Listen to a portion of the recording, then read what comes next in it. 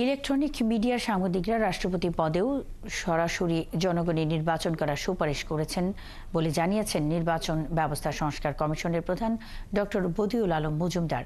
একই সঙ্গে না ভোট ফিরিয়ে আনার কথাও আলোচনা হয়েছে বলে জানান তিনি। সকালে রাজধানীর আগারগাঁওয়ের নির্বাচন ভবনে দেশের ইলেকট্রনিক মিডিয়ার সিনিয়র সাংবাদিকদের সঙ্গে নির্বাচন ব্যবস্থা সংস্কার কমিশনের বৈঠক শেষে ব্রিফিংয়ে কথা বলেন তিনি। এ সময় ৭১ টেলিভিশনের head of news Shafiq Ahmed বলেন, নির্বাচন মিশন পুনর্গঠন করা, বিনা প্রতিদ্বন্দ্বিতায় নির্বাচন বন্ধ করার সুপারিশ করা হয়েছে। এছাড়া আগের নির্বাচনগুলোতে যারা অনিয়ম করে ক্ষমতায় আসেন তাদের আইনের আওতায় আনতে হবে বলেও জানান তিনি।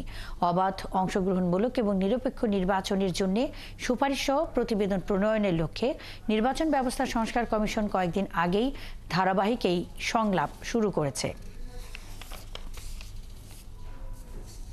মোটা দাগে মতামত এসেছে যে এই যে নতুন আবার যে নির্বাচন কমিশন গঠন হলো সেটি কিন্তু পুরনো আইনে, পুরনো ফরম্যাটে, অর্থাৎ সেই সাবেক একজন সেনা কর্মকর্তা, সাবেক আমলা, এসবের পরিবর্তন করে কিভাবে করে আসলে অনেকেই যোগ্য মানুষ আছেন তাদের মধ্য থেকে সেটাকে ওনাদেরকে নেয়া। একই রকম ভাবে যে বাংলাদেশে আর কখনোই যেন বিনা প্রতিদ্বন্দ্বিতায় কোনো মানুষ কোনো পর্যায়ে, সেটা এমপি ইলেকশন হোক অথবা স্থানীয় নির্বাচন হোক, কোথাও যেন নির্বাচিত হতে না পারে।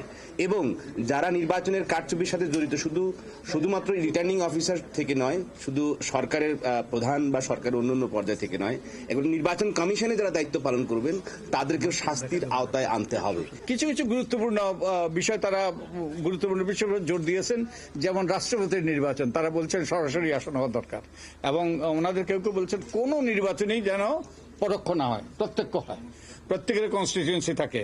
এবং রাষ্ট্রপতির নির্বাচন সরাসরি হওয়ার কথা বলেছেন। তারপরে স্থানীয় সরকার নির্বাচন নির্দলীয় হওয়ার এবং সংসদীয় পদ্ধতিতে নয় ওনারা বলছেন, কারণ ওখানে দলীয়করণ হতে পারে। তারপরে অর্থের উৎসের স্বচ্ছতা যেন নিশ্চিত হয়। বৈঠকের খবর রাখছেন সহকর্মী তানিয়া রহমান। আরো খবর নিয়ে নির্বাচন কমিশন থেকে যোগ দিচ্ছেন আমাদের সাথে তানিয়া। নির্বাচন কমিশনের সংস্কারে কি সুপারিশ উঠে এসেছে আমাদের জানান।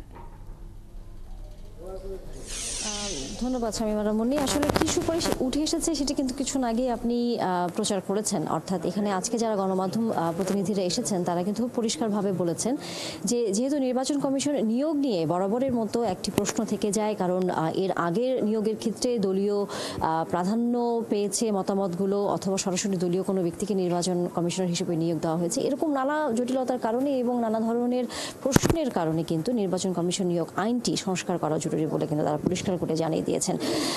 এবং একই সাথে কিন্তু একথা তারা বলেছেন যে বিনা প্রতিদ্বন্দ্বিতায় যেন আর কেউ নির্বাচন করতে না পারে। এবং রাষ্ট্রপতি নির্বাচনের ক্ষেত্রেও যেহেতু দলীয় মনোনীত হয়ে থাকেন রাষ্ট্রপতি, যিনি যখন ক্ষমতায় থাকেন, সেখানেও প্রশ্ন থাকে। অর্থাৎ রাষ্ট্রপতি নিরপেক্ষভাবে দায়িত্ব পালন করতে পারেন না।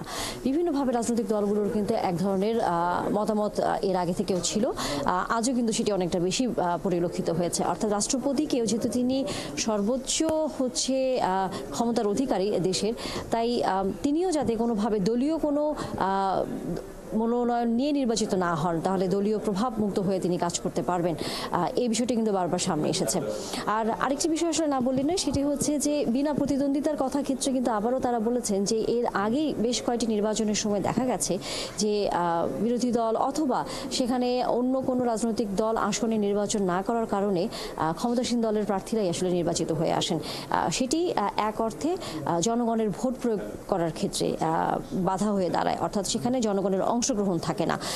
এই কারণেই তারা কিন্তু এই বিষয়টি বারবার উল্লেখ করেছেন।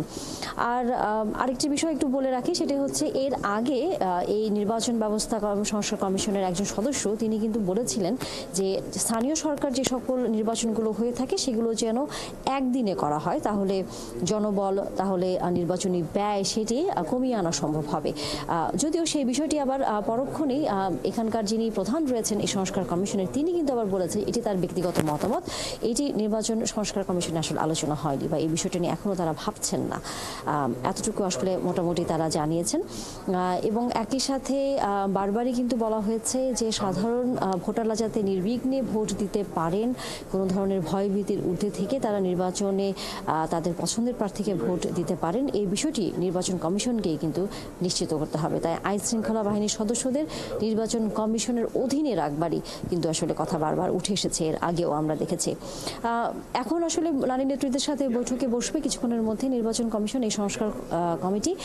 সেখানে যে বিষয়গুলো আসলে আলোচনা হবে, যতটুকু ধারণা পাওয়া গেছে যে সরাসরি আসলে নির্বাচনে অংশ নিতে চান নারীরা, তারা কোনো সংরক্ষিত নারী আসনে থাকতে চান না, এই বিষয়টিকে মূল রেখেই তারা কিন্তু তাদের বক্তব্য আসলে সামনে নিয়ে আসবেন।